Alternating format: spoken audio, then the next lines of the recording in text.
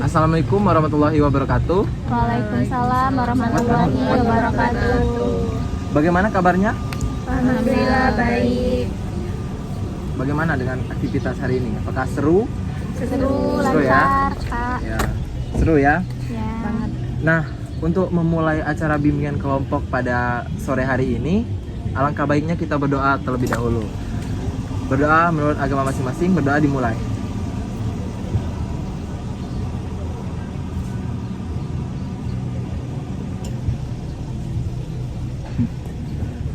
Berdoa selesai.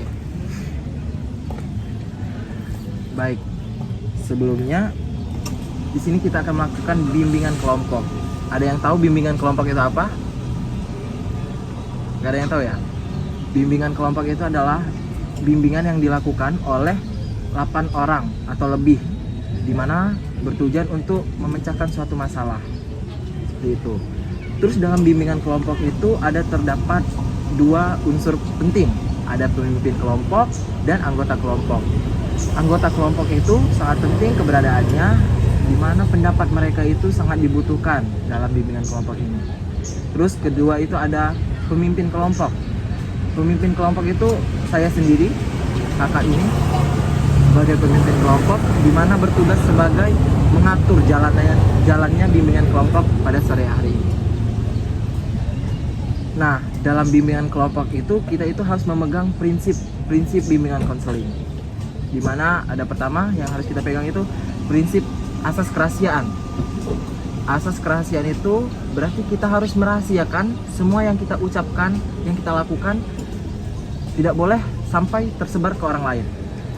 Kedua, asas keterbukaan. Asas keterbukaan itu penting karena dalam proses bimbingan kelompok kita harus menyampaikan pendapat kita secara terbuka, tidak ada yang ditutup-tutupi.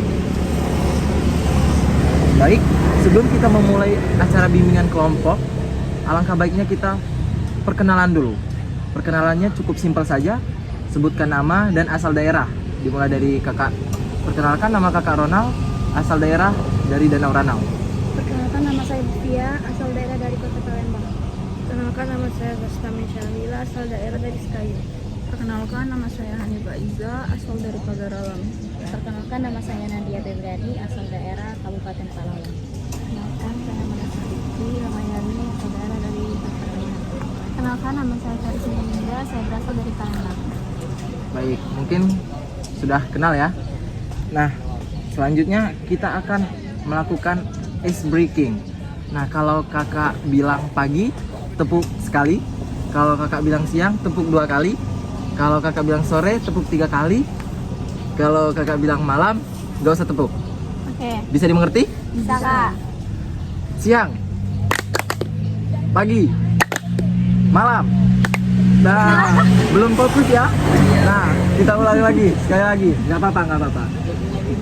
Siang, sore, pagi, siang, malam, sore. Oke, mungkin sudah fokus semuanya ya. Bisa kita mulai. Ya, baik, Up kasih. dulu, Kak. Ya. Bagaimana, semuanya sudah siap mengikuti bimbingan kelompok? Ya. Sudah siap ya? Ya. Ya, di sini kita akan memulai berdiskusi dengan tema kekerasan remaja atau kenakalan remaja. Kenakalan remaja itu banyak contohnya, ada yang di dalam sekolah ataupun di luar sekolah. Di dalam sekolah itu contohnya itu bolos sekolah, itu melawan dengan guru, sering absen, terlambat, itu contoh kekerasan kenakalan remaja. Kalau yang di luar sekolah ada yang tahu? Izin, Kak. Baik, silakan. Tawuran, Benar. merokok di warung. Iya. Nah, dari tadinya, Kak. Baik, terima kasih. Ya, mabuk-mabukan, Kak, padahal masih sekolah. Baik. Terima kasih ya, Peris. Ya. Jawabannya sangat penting sekali. Nah, di Jawa Barat itu terdapat yang sekarang itu dilakukan oleh KDM atau Kang Deddy Mulyadi, itu barak militer. Di mana di sini ada yang tahu nggak apa itu barak militer? Tempat apa sih itu? Izin, Kak. Ya, baik, Peris. Setahu saya ya, Kak, kalau barak militer itu kan tempat pendidikannya anggota abdi negara gitu Kak. Iya, benar. Nah kalau menurut berita yang sedang viral saat ini kan seperti kayak Kang Deddy Mulyadi itu, barak militer itu dipergunakan untuk membimbing atau memfasilitasi siswa-siswa yang nakal seperti yang Kakak bilang tadi, nakal di lingkungan sekolah. Nah, mungkin mereka di barak militer ini akan dididik, diarahkan dan dibentuk karakternya Kak. Baik, terima kasih ya Peris. Tapi untuk lebih jelasnya, barak militer itu adalah program pendidikan karakter yang diberikan oleh Kang Deddy Mulyadi ini kepada siswa-siswa yang nakal atau anak-anak yang nakal. Nah, biasanya yang sekarang lagi ramai itu anak-anak yang sering main game online. Nah, itu katanya akan dimasukkan ke dalam barak militer. Bagaimana pendapat kalian tentang anak yang main game tapi dimasukkan ke barak militer? Gimana? Menurut Peris dulu. Oke, izin ya Kakak dan teman-teman sekalian. Kalau menurut Feris ya, untuk peraturan yang dikeluarkan oleh Kang Deddy Mulyadi ini, bahwa seperti anak yang nakal dalam hal bermain game online dan dimasukkan ke barak militer, sepertinya itu kurang gimana sih, kurang worth it ya, karena kan begini, mental seorang anak itu kan berbeda-beda, dan alangkah baiknya ini kan kita ada guru BK nih untuk membimbing siswa tersebut, mungkin untuk mengurangi yang perlahan-lahan akan menyebabkan dia berubah untuk tidak bermain game online.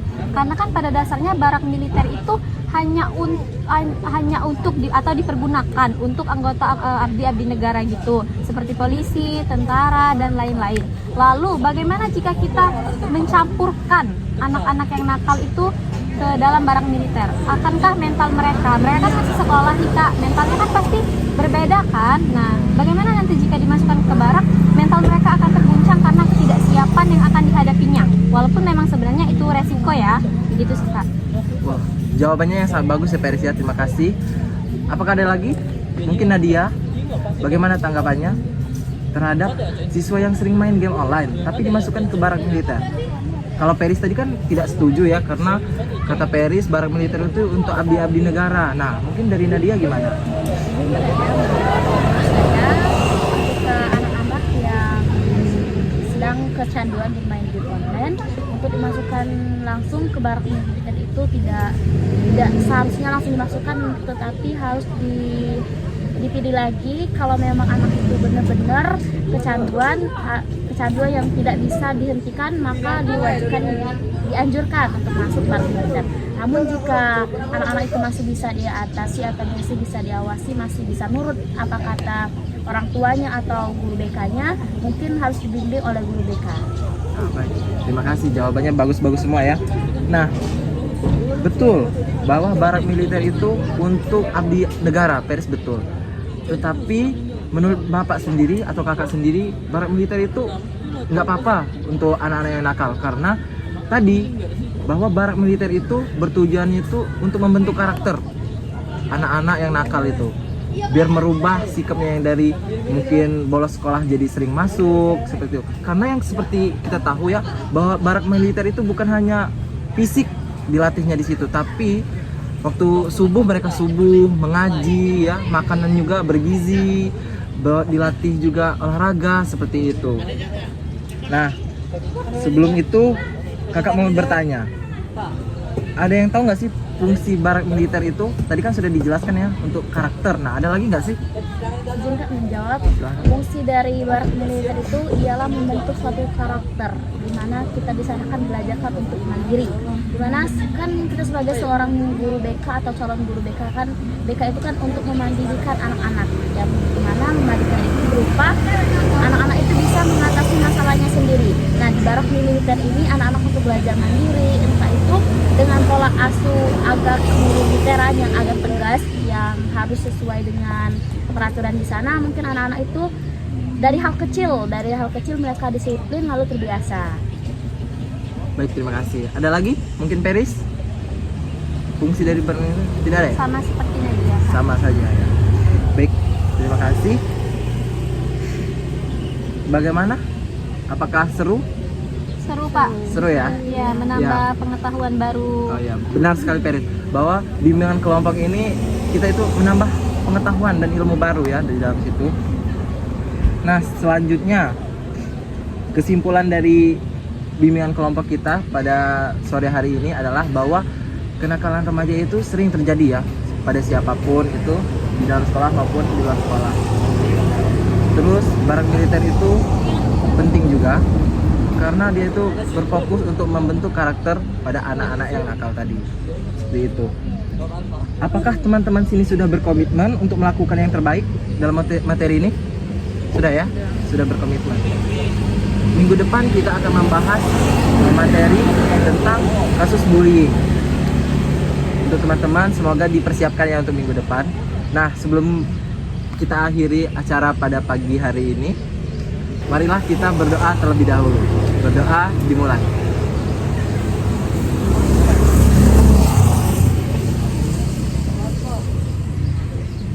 Berdoa selesai. Baik, kakak tutup acara bimbingan kelompok pada pagi hari ini. Kalau ada salah kata, kakak mohon maaf. Kepada Allah kakak mohon ampun. Wassalamualaikum warahmatullahi wabarakatuh. Waalaikumsalam warahmatullahi wabarakatuh.